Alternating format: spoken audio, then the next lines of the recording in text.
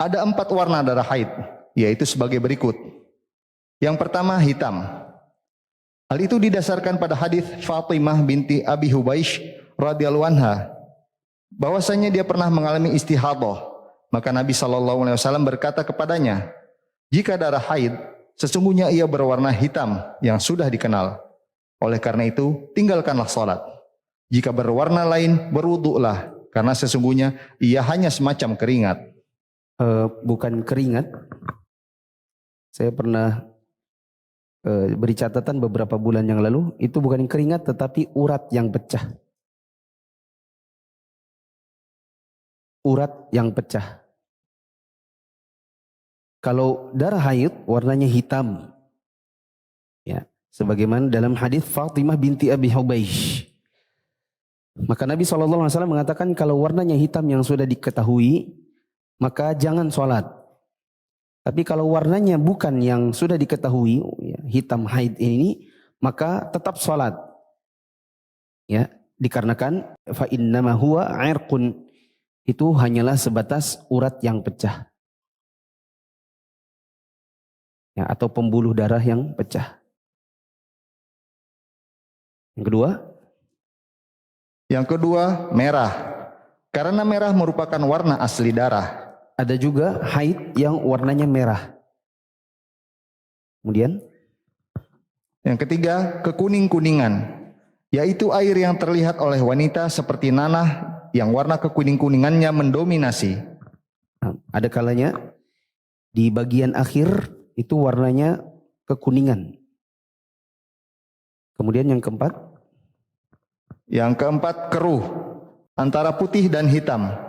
Seperti air yang kotor yang warnanya cenderung kehitam-hitaman.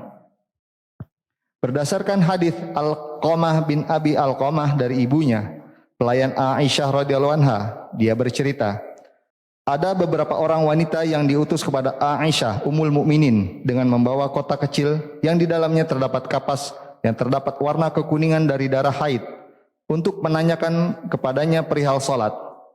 Aisyah berkata kepada mereka, janganlah kalian terburu-buru salat sampai kalian melihat gumpalan putih. Yang dia maksudkan dengan hal itu adalah suci dari haid.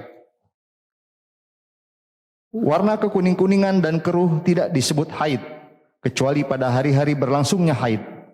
Maka setelah selesai masa haid, hal itu tidak dikategorikan sebagai haid meski keluar berulang kali. Hal itu didasarkan pada hadis Ummu Atiyah radhiyallahu anha. Dia bercerita, kami tidak menganggap warna kekuning-kuningan dan warna keruh setelah bersuci sebagai darah haid sedikit pun. Ya, tapi ini adalah di luar masa haid. Tidak dianggap sebagai haid kalau di luar siklus haid. Adapun di hari-hari haid, maka ini dianggap haid. Warna keruh dan kekuning-kuningan.